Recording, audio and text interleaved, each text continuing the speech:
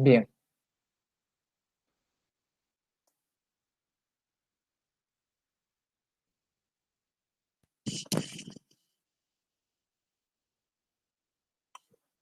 para el diseño de la infraestructura de relleno,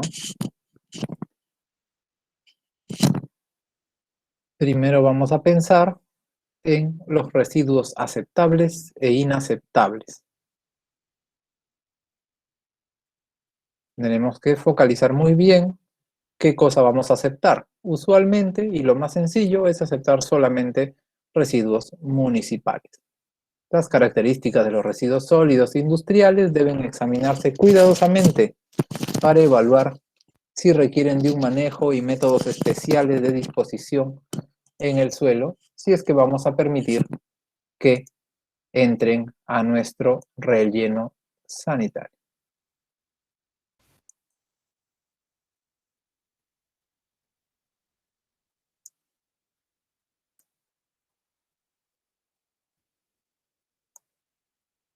Los rellenos sanitarios usualmente no están diseñados para aceptar y procesar cantidades sustanciales de residuos peligrosos. Otros tipos de residuos, como los residuos de establecimientos de salud y residuos de lodos de aguas residuales de petar doméstica, es decir, sin tratamiento previo, calificarían como inaceptables por razones de concentración y grado de peligro.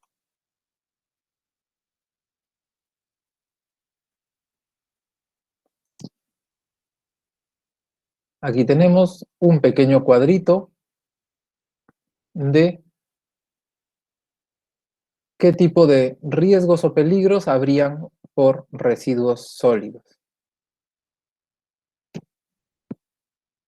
Los putrescibles tendrían cierto riesgo de patógenos y algunos otros residuos ya más del área no municipal o generados por la industria tienen, por ejemplo, características de tóxicos o de explosivos inflamables, a veces con patógenos y a veces radioactivos.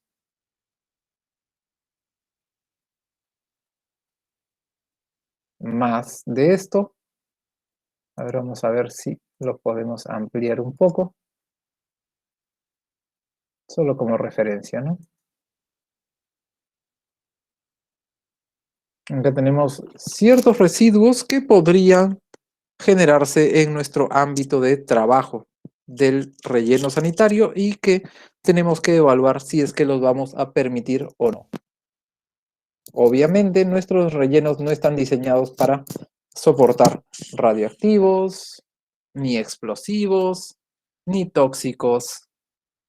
Y bueno, en el tema de patógenos, sí en algún momento se puede tener una celda de seguridad, que son celdas que podrían aceptar cierta cantidad de residuos de servicios de prestación de salud.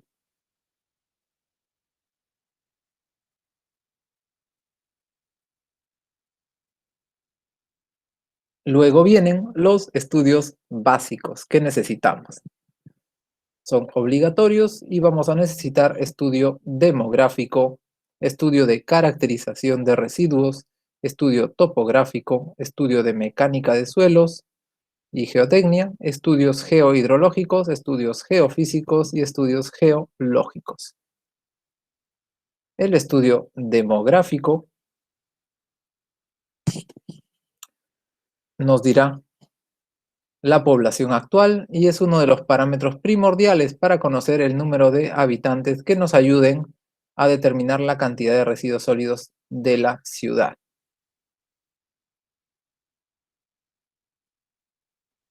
¿Cómo podrían ustedes generar o calcular, determinar la generación de residuos sólidos de la ciudad?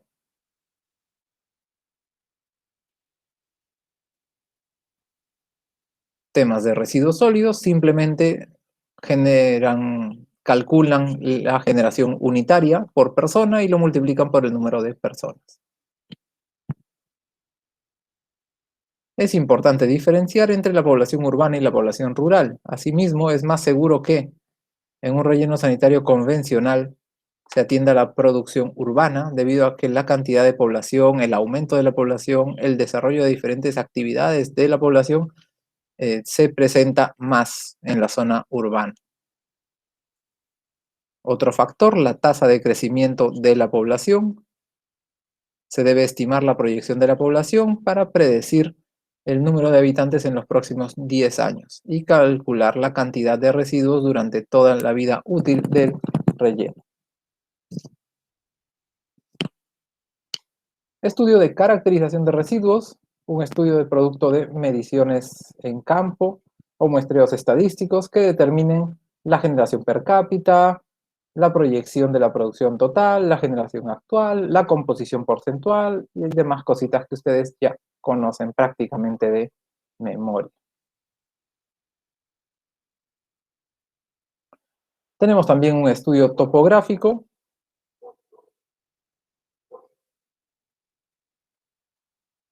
que es el estudio que nos permite describir las características de los diferentes perfiles de terreno, a fin de clasificarlos según su pendiente, identificar el sector apropiado para el relleno y el material de cobertura, y facilitar la definición del método de disposición a utilizar. También las escalas adecuadas para el trabajo y el trabajo de detalle, con la información anexa como memorias descriptivas, planos de ubicación, planos perimétricos y la copia de libreta topográfica de base de datos.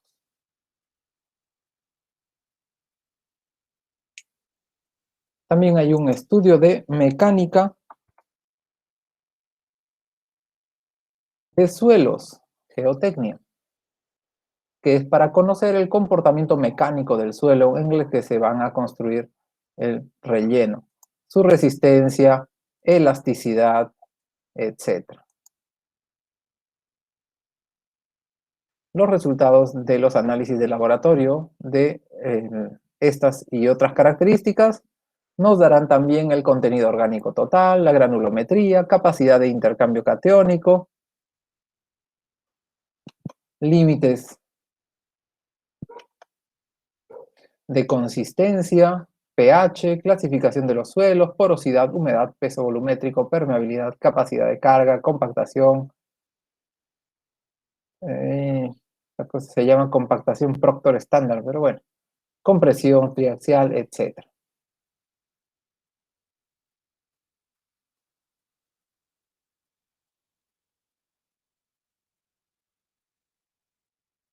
También tenemos estudios geohidrológicos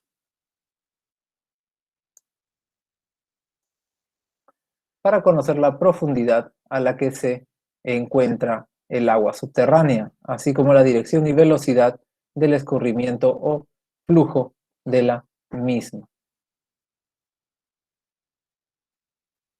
El objetivo principal del estudio es la localización de los mantos acuíferos, así como su gasto en escurrimiento, velocidad, dirección de movimiento y los cortes estratigráficos de los suelos, de tal manera que se cuente con información acerca de la disponibilidad de tierra para cobertura, sus características geológicas, que nos ayudarán a conocer el volumen disponible de material de cubierta.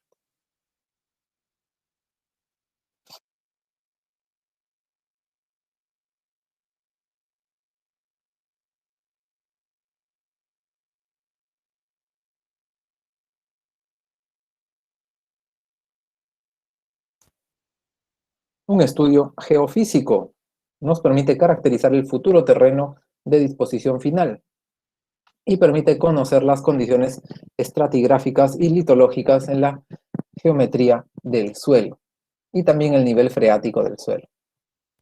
Permite además identificar diferentes horizontes verticales del corte geoeléctrico y correlacionarlo en forma bidimensional. Una cosa bien interesante. Estudio geológico. Los terrenos identificados no deberán estar ubicados sobre o cerca a fallas geológicas, ni en zonas con riesgo de estabilidad, ni deber tener la posibilidad de ocurrencia de inundación por acumulación de aguas pluviales o avenidas.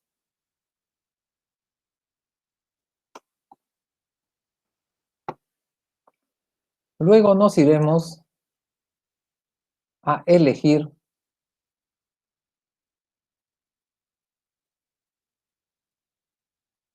el método.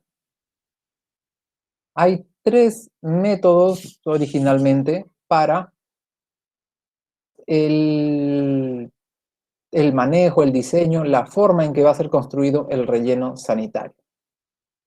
Existe el método de trinchera. El método de trinchera saca material del suelo, coloca residuos debajo del nivel del suelo y con el material extraído vuelve a conformar las celdas y así genera el relleno. Método de trinchera bajo el nivel del suelo. Método de área. El método de área no va bajo el nivel del suelo, comienza sobre el nivel del suelo, usualmente apoyado en algún talud natural o construido. Y finalmente el método mixto o combinado, que es el más popular para las empresas porque les da mucho más, saca el jugo, es mucho más eficiente en el uso del área, que es justamente hacer un gran hueco para usar la técnica de trinchera, luego que se llenó y está a nivel del suelo, empezar a construir celdas para arriba, ¿no? En forma de pirámide escalonada, etc.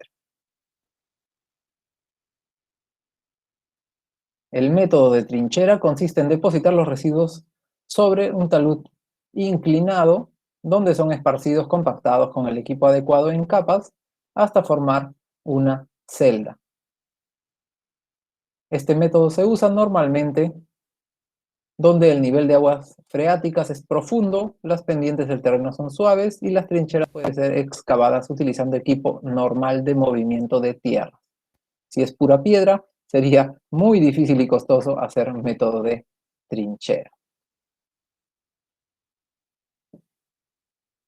Método del área es parecido al método de trinchera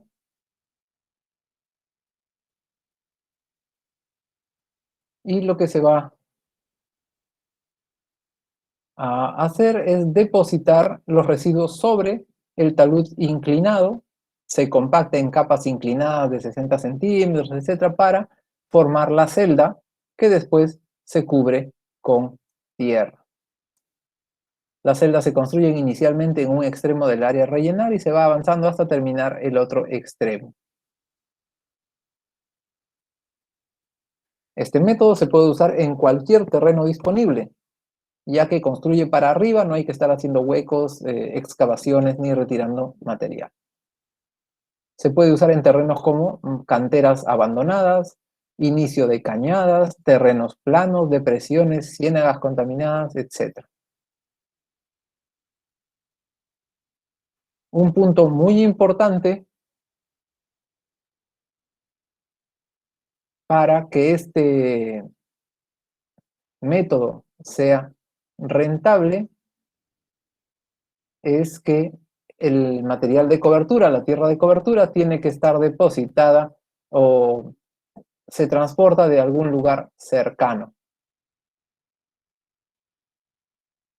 Y ahí está el método del área, por ejemplo.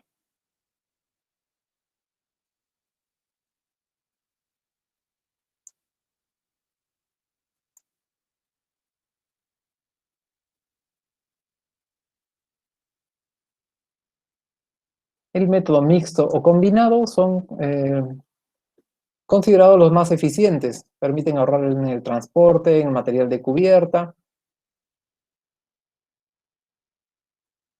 Y bueno, pasa cuando las condiciones geológicas, geohidrológicas, topográficas del sitio lo permiten. Otra variación del método combinado consiste en iniciar con un método de área en una zona determinada, cavando el material de una zona aledaña. Como vas cavando y retirando material, poco a poco se va formando un hueco, una cavidad, y eso lo usas después para el método de trinchera. Por ejemplo, aquí está el método mixto.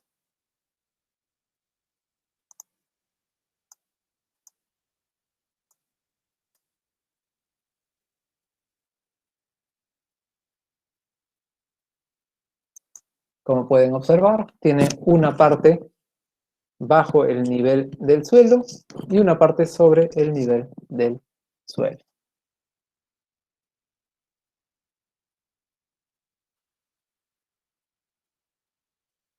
También se puede hacer el cálculo volumétrico de las trincheras y plataformas.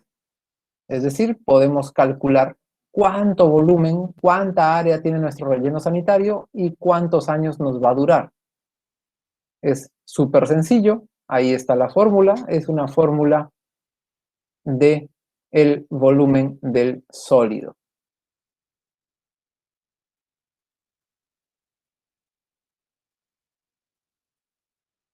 Y bueno, no tiene absolutamente ningún misterio. Está.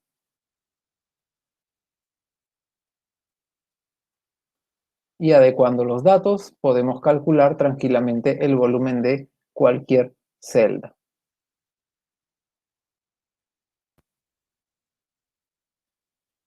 Por ejemplo, si una trinchera tiene el largo de 76 metros, el ancho de 7 metros, profundidad promedio de la trinchera 2,5 metros y un talud con inclinación de 2 a 1 o de 1 a 2.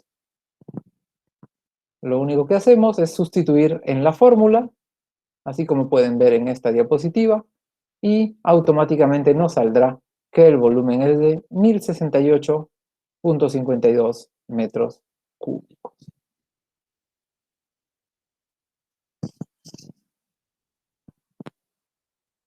Hay diferentes medidas para taludes. Como no es una clase de ingeniería civil o ingeniería sanitaria, no es necesario que nos aprendamos todo esto de acá. Pero, si se dan cuenta,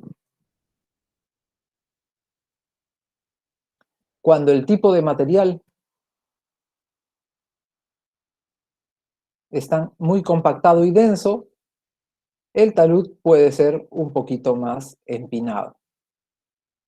Y cuando encuentras un material mucho más suave, es necesario tener mayor cuidado, mayor inclinación.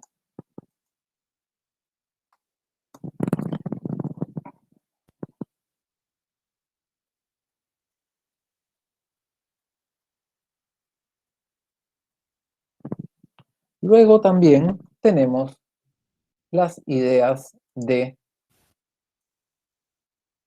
el balance de movimientos de tierras y material de cobertura.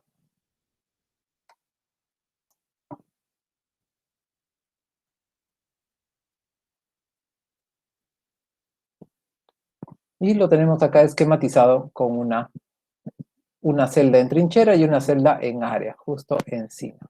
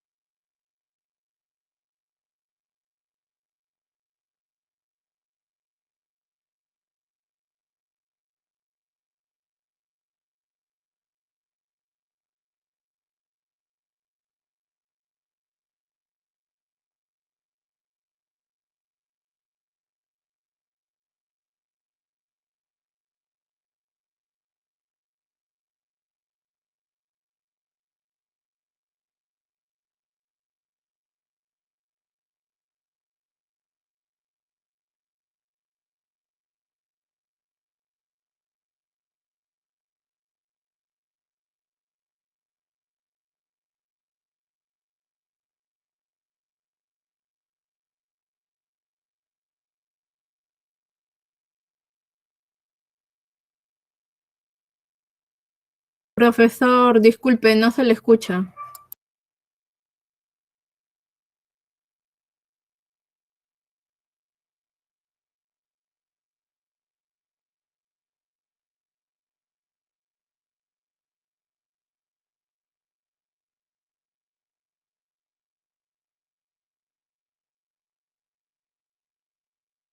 ¿Aló? ¿Se me escucha? Sí, ahora sí, gracias. ¿Y desde qué momento no se me escuchó? Qué raro. ¿Y por qué se ha silenciado solito mi micrófono? ¿O será que mi computadora está poseída?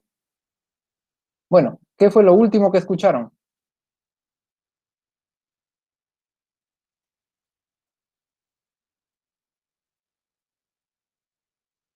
Estaba en la anterior diapositiva, cuando dijo que era combinada trincheras y lo que eran rellenos al aire.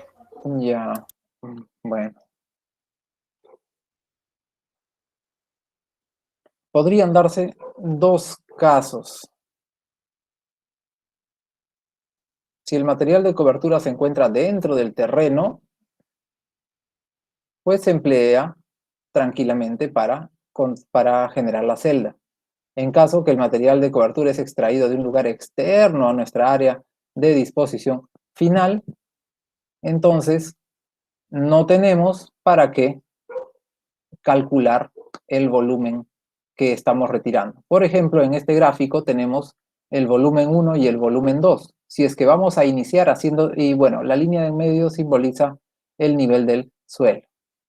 Si vamos a retirar material para hacer una trinchera, entonces el volumen 2 lo retiraríamos y sería nuestro nuevo material de cobertura.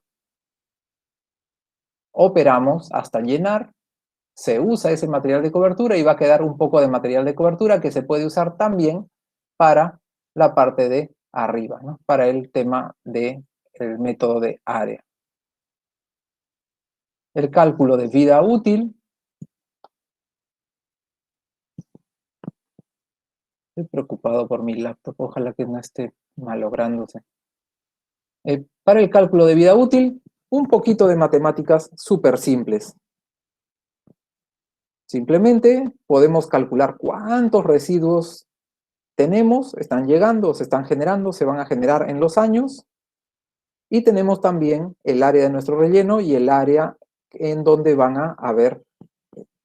donde va a haber la disposición de residuos. Entonces comparamos el volumen proyectado de recepción de residuos, que es lo que va a llegar y se va a disponer en el relleno. Recuerden sumar el volumen de residuos más el material de cobertura. Y eso lo comparamos a lo largo de los años con el volumen total acumulado en las trincheras. Cuando ya no haya más espacio, simplemente es porque ese año, ese mes, el relleno se llenó. Profesor, ¿Sí? buenas tardes. No sé si le entendí bien, dijo que ese material o sea, el material del relleno sanitario se podía utilizar como material de cobertura a la vez. No, no, no, no, no. Estamos diseñando una infraestructura. Llegamos y esa línea que parte volumen 1 y volumen 2 es el nivel del suelo. El diseño nos dice, si queremos hacer método mixto, va a llegar un cargador frontal, un excavador, y va a sacar tierra del suelo y la va a dejar a un costado. En el hueco que quedó, ahí vamos a colocar los residuos en celdas diarias. Y la tierra que excavamos para poder hacer ese hueco, esa tierra nos va a servir de material de cobertura, es decir, de las pequeñas paredes que separan cada celda diaria. Eso es la tierra que hemos excavado antes de empezar a poner los residuos. No se usan los residuos como material de cobertura, aunque podría ser una pregunta con truco para algún examen, ¿no? Pero, Gracias. ajá, sí. Gracias por preguntar. Bien, diseño de la celda diaria. Se llama la celda diaria a la conformación geométrica que se le da a los residuos sólidos municipales y al material de cubierta. Llegan primero los residuos, se se botan en el lugar de trabajo, el volquete vuelca todo, la maquinaria pesada los esparce, le pasa por encima, los compacta y luego los vuelve a juntar en un cubito, o más o menos un cubito. Y luego les pone pared de tierra a la derecha, pared de tierra a la izquierda, pared de tierra por enfrente, pared de tierra por arriba, y los apoya a la celda anterior. Entonces, todo lo que llegó en un día, al final del día, lo están cerrando y ya no habrán ni olores, ni vectores, ni otras cosas que terminen en ores. Las celdas se diseñan conociendo la cantidad de residuos sólidos recolectados diariamente. Nuestras celdas serán del tamaño exacto de los residuos que llegan al día. Es mucha pérdida de tiempo hacer 2 celdas al día, totalmente ineficiente, y de alguna manera sería algo muy complicado, muy riesgoso, hacer una celda que nos dure 2 días. ¿Por qué? Porque los residuos van a estar abiertos toda la noche y pueden venir diferentes tipos de vectores, ¿no? Aves, roedores, insectos, etc. Aunque, ya que estamos en esas, en el mundo real, varias empresas cuando no las ven, hacen celdas de 2 días, 3 días, 4 días, mientras no llegue la autoridad, porque también cerrarlas es un poquito más de gasto en dinero.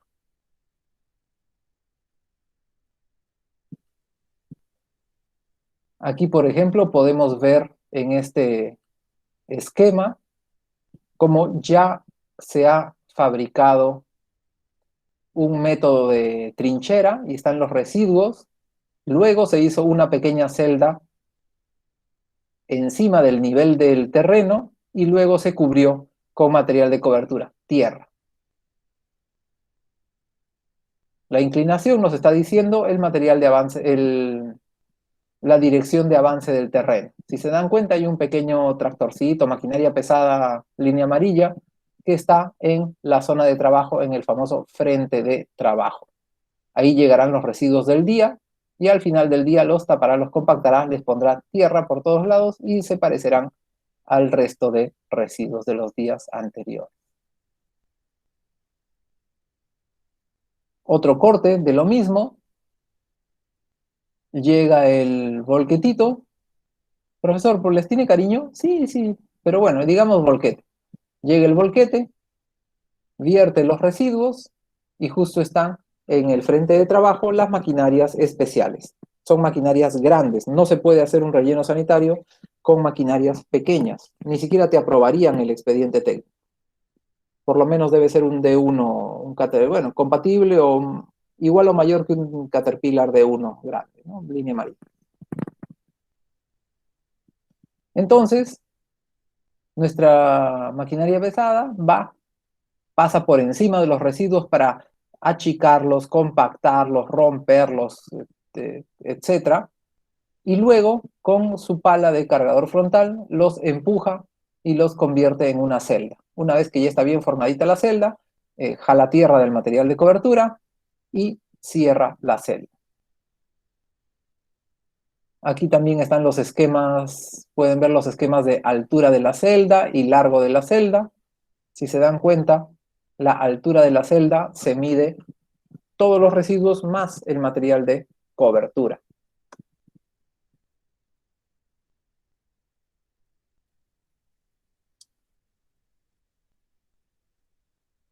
Y esta es otra forma de verlo. Lo mismo está el frente de trabajo. Tenemos 3 camiones compacta municipales, esta vez sí, que están dejando sus residuos.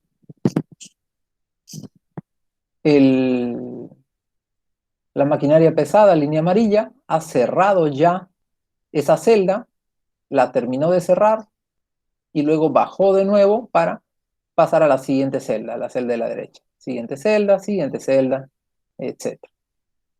Y ahí va avanzando el frente de trabajo. Los elementos de una celda son su altura, su largo, ancho del frente de trabajo, la pendiente de los taludes laterales y los espesores del material de cobertura diario y del último nivel de celda. El último nivel de las celdas es más gruesito. y ya se piensa en reforestar con algún tipo de cubierta. La altura de la celda depende de la cantidad de los residuos que se depositen, el espesor de material de cubierta, la estabilidad de los taludes y las especificaciones técnicas de la maquinaria empleada. Si tienes una maquinaria empleada que es un poquito chata, o que no tiene una muy buena elevación de brazo, entonces también la celda estaría limitada por hasta cuánto puede elevar el brazo que va a poder cubrir la celda.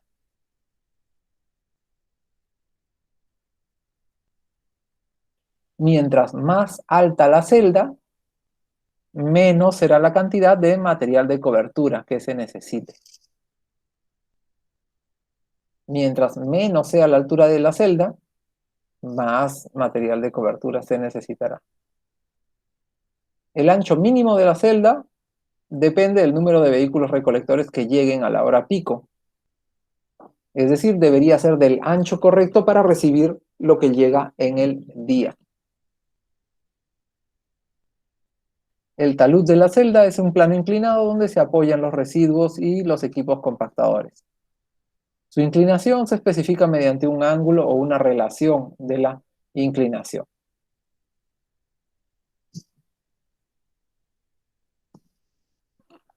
Por ejemplo, aquí tenemos otro detalle que es la famosa elección de la maquinaria. Si suponemos, un ejemplo totalmente hipotético, que el total de residuos sólidos a disponer diariamente es de 90 toneladas, entonces podríamos elegir en el catálogo de equipos un equipo que sea adecuado. Por ejemplo, aquí están evaluando el tractor de cadenas. Modelo DK4, o diré D4K, talud de compactación, 3 en 1, que nos da mejor densidad de compactación. Densidad de compactación, es decir, qué tan fuerte puede empujar y qué tanto puede compactar los residuos con su peso, con sus cadenas, etc. De 474 a 593 kilogramos por metro cúbico, que es bastante, es la mitad de buena densidad, ¿cierto? Distancia de empuje de los residuos, potencia y productividad estimada. La productividad estimada nos dice que va a manejar 31 toneladas por hora. Entonces, si nos están llegando 90 al día, tranquilamente puede manejar en 3 horas, incluidos los breaks, la reubicación y la logística, en unas 4 horas podría estar tranquilamente manejando esas 90 toneladas. Sí.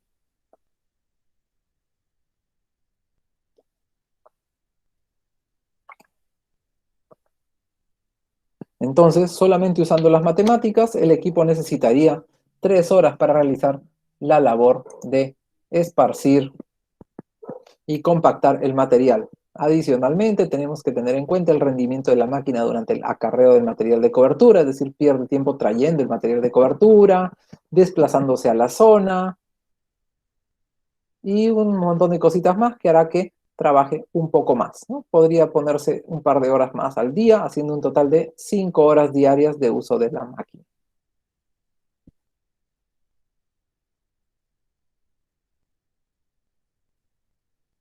También tenemos los diseños del sistema de drenaje pluvial. Entonces, en vista de pájaro, se dan cuenta que ahí está el relleno, ven también las curvas de nivel, y con esas curvas de nivel sabemos que si llueve, todo el agua que ha sido acumulado en la zona achurada con trazos horizontales será escorrentía superficial que va a ir y descender hacia el relleno. Lo que necesitamos es un sistema para la interceptación y desviación del escurrimiento de las aguas pluviales lejos del relleno. ¿Y eso cómo se hace? Pues se hace con una zanja.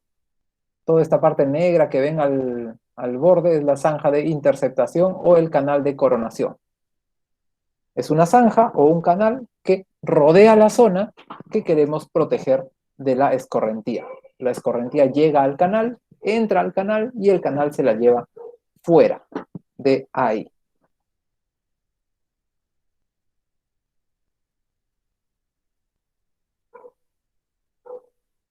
Profesor, pero no puedo ver muy bien el canal, no me lo imagino. Es una cosa más o menos así. Llega la escorrentía, cae en el canal y el canal se la lleva de ahí. ¿Dónde ponemos la tierra cuando querramos construir el canal? Pues a un costadito y nos sirve de terraplén.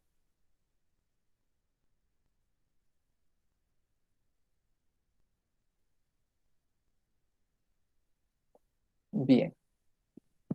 Entrando ya dentro de la celda o las celdas del relleno, el área de las celdas del relleno, vamos a necesitar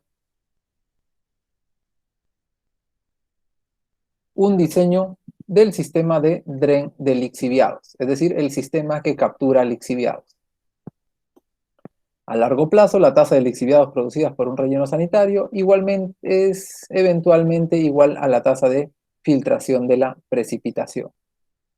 Es decir, en un relleno estable y viejo, el agua que sale por abajo es la misma cantidad que el agua que entra por arriba. Es decir, si llueven 10 milímetros, por abajo se captará 10 milímetros. Eso es en rellenos maduros. En rellenos jóvenes, todavía se está dando la descomposición de materia orgánica que esté por acá adentro. Entonces, va a haber mucho más lixiviado. Si se dan cuenta, acá tenemos el borde del suelo, del terreno, ya impermeabilizado, etc. Y aquí abajito tenemos una tubería colectora. La tubería colectora, tranquilamente, va colectando los lixiviados que se generen.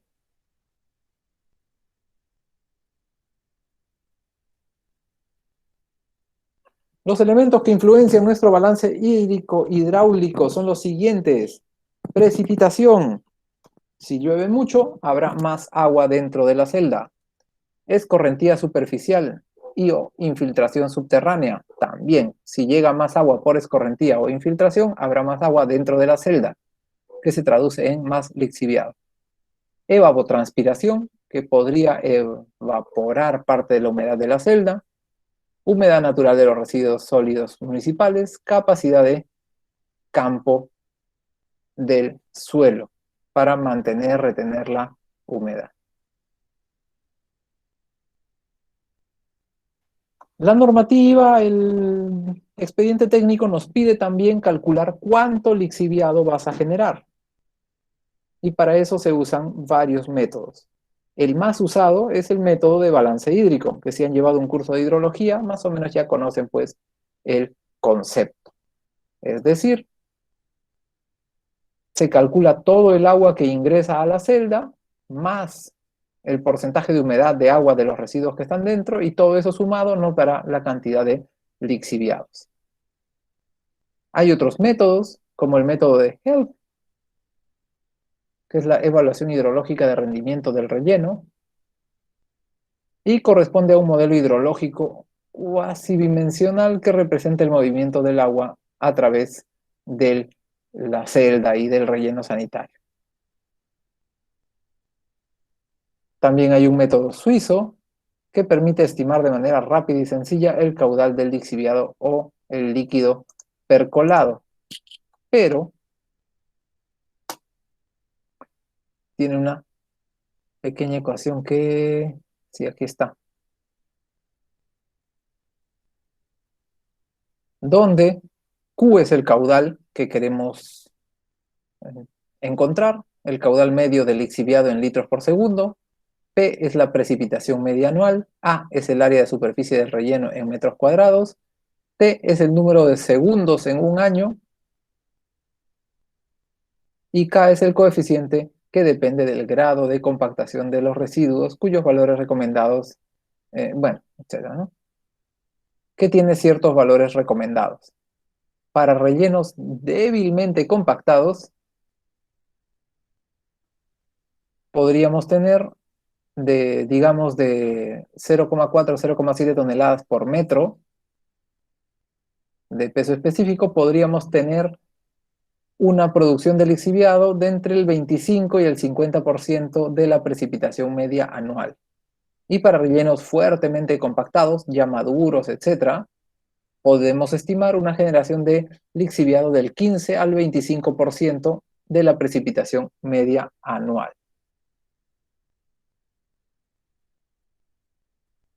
Ya que hablamos de lixiviados, tenemos que recordar que necesitamos un sistema de monitoreo de lixiviados. Si es que no, bueno, para empezar, si no ponemos diseño del sistema de monitoreo, nuestro expediente, nuestro EIA, todo será rebotado, rechazado. Y es importante porque mucho lixiviado tiene que ser capturado y evacuado. Si se acumula, podría empezar a destruir el terreno, la obra.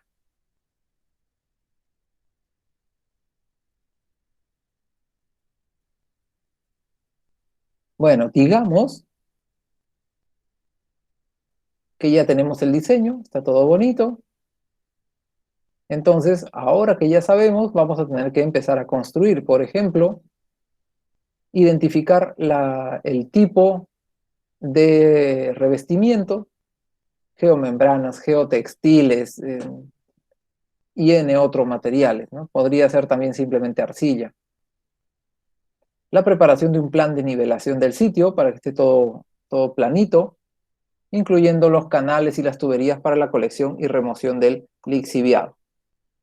Entonces, primero ponen el fondo plano planito y luego le hacen cierto desnivel para que los lixiviados se canalicen hacia los tubos de colección de lixiviado.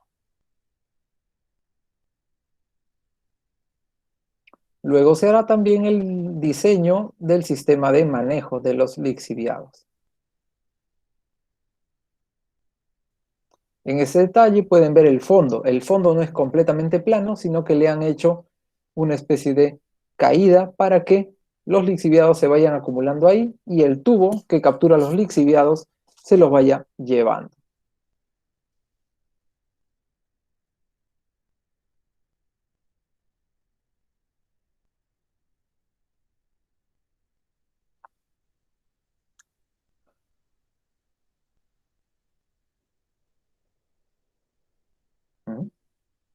Este de acá. Ahora pueden ver con más detalle la inclinación del suelo del área de trabajo. Ahí se van a ir generando celdas diarias, ¿no? 1, 2, 3, 4, 5, 6, etc. Y todas ellas en el piso tendrán este tipo de tubo que va por ahí recolectando los lixiviados. Este diagrama también nos muestra, bueno, nos muestra que hay terrazas en pendiente, nos muestra que hay un revestimiento y también nos indica con ciertas flechitas cómo va a ser el movimiento del lixiviado hasta que se acumule cerca de la tubería de conexión y captura.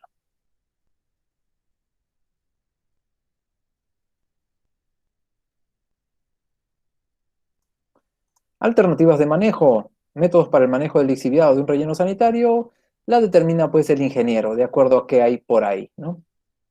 Se tiene que determinar el riesgo asociado con la contaminación de acuíferos subterráneos. Algunas alternativas pueden ser la descarga en un sistema de tratamiento de aguas residuales, si tienes la suerte de tener algo cerca, evaporación natural o inducida, recirculación o reciclaje, tratamiento en el terreno.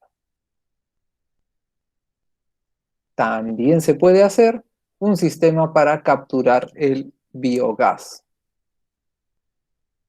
Es uno de los más importantes productos derivados de la descomposición biológica y es bastante valioso.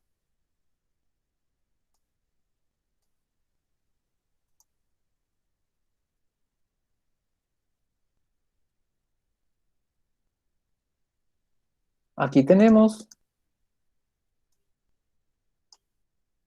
la composición. En realidad no hay mayor misterio. Las composiciones podrían variar, pero se tiene un gran porcentaje de carbono, de dióxido de carbono y de metano. y lo demás serán gases traza.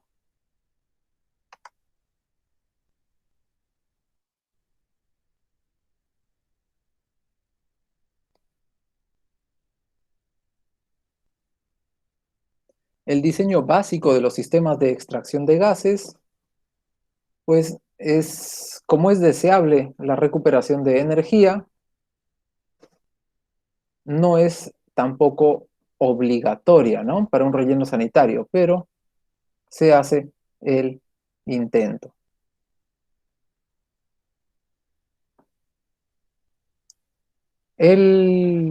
La conveniencia de la recuperación del gas se hace principalmente basada en un análisis financiero. Cuando el propósito para la colección y recuperación del gas del relleno sanitario es el control ambiental, lo que se hace normalmente es conectar el gas, los tubos de captura de gas a un quemador y simplemente se quema con unas flamitas, ahí parecen antorchas por todo el campo.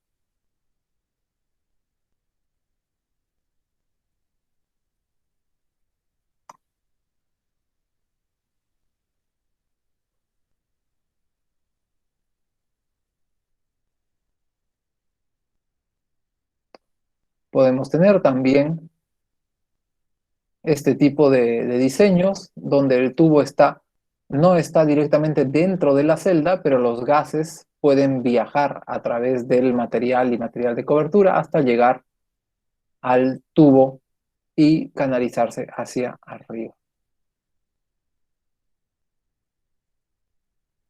Y aquí tenemos una planta con las máquinas de extracción del gas. Estas máquinas activamente van succionando el gas que se genera en el relleno para generar, seguro que, energía.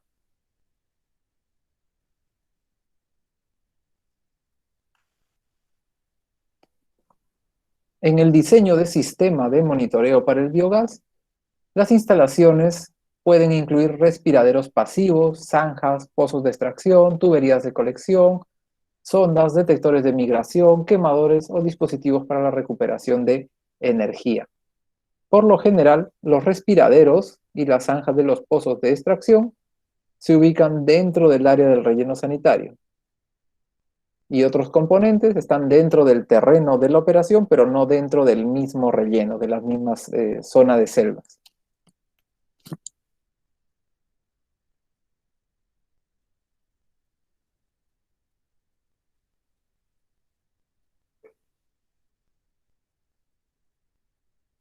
Aquí me faltó mostrarles unas cositas extra.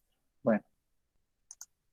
Existe también un programa de la época que estoy hablando, de la EPA, el LANGEM, Landfill Gas Emission Model, que es un modelador matemático donde uno puede ingresar los datos de su relleno sanitario y automáticamente calcula la generación de los residuos del gas.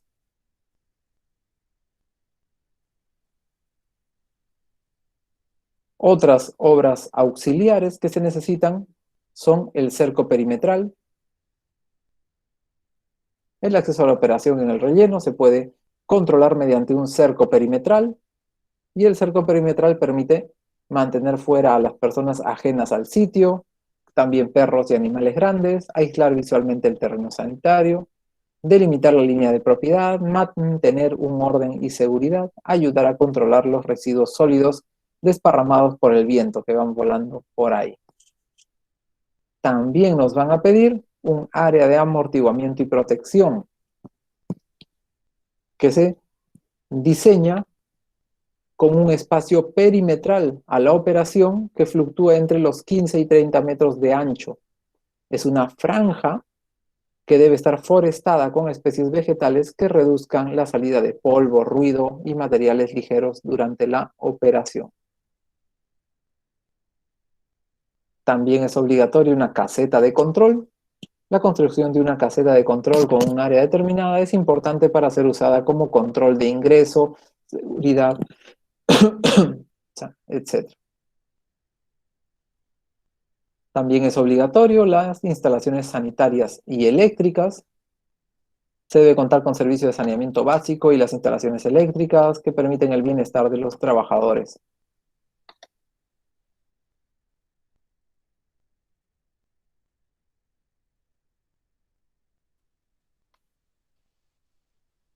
La electricidad se empleará para iluminación y la energía.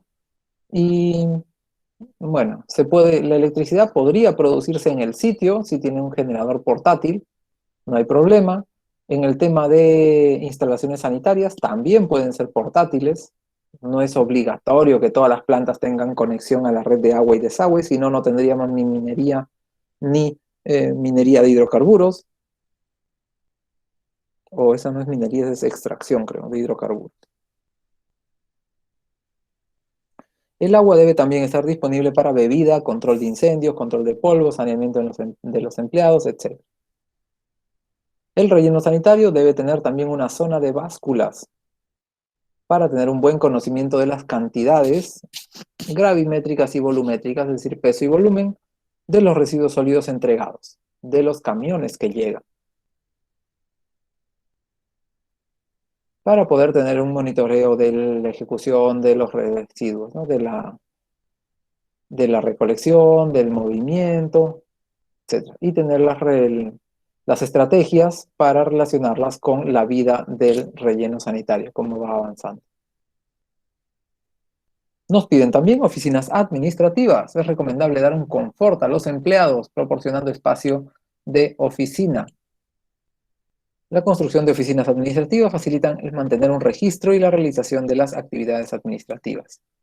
Esa infraestructura debe contar con previsiones para detectar, controlar y prevenir acumulación de gases. Si está muy cerca al relleno, no queremos la acumulación de gas metano. Se pide también instalaciones para el mantenimiento de vehículos, la zona de maestranza, de mecánica, de mantenimiento.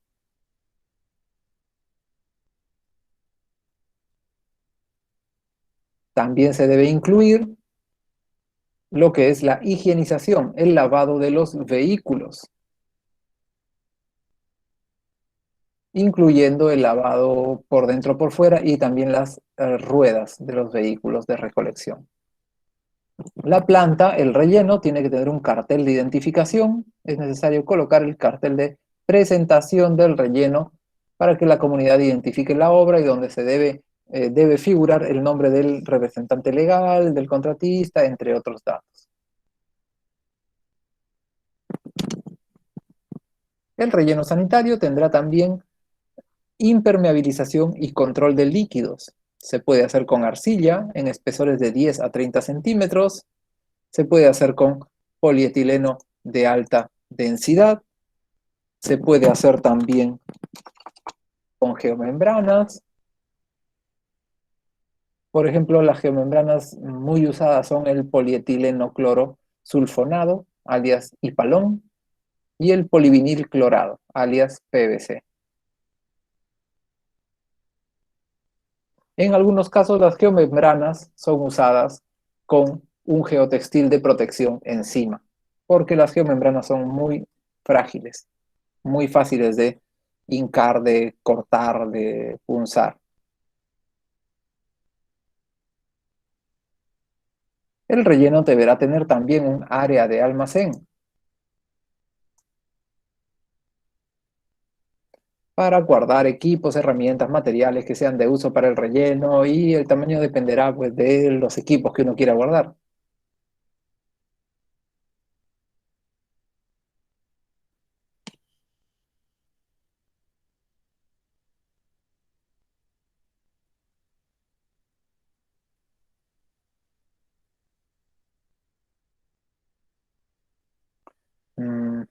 A ver, ¿cuánto nos falta? Si no, les puedo dar otro mini break.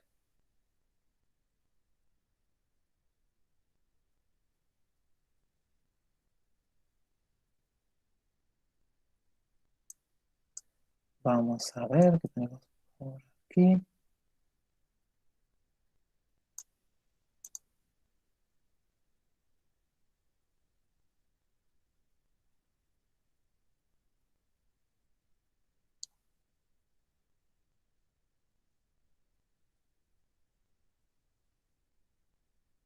Bien, vamos, les voy a dar un break de unos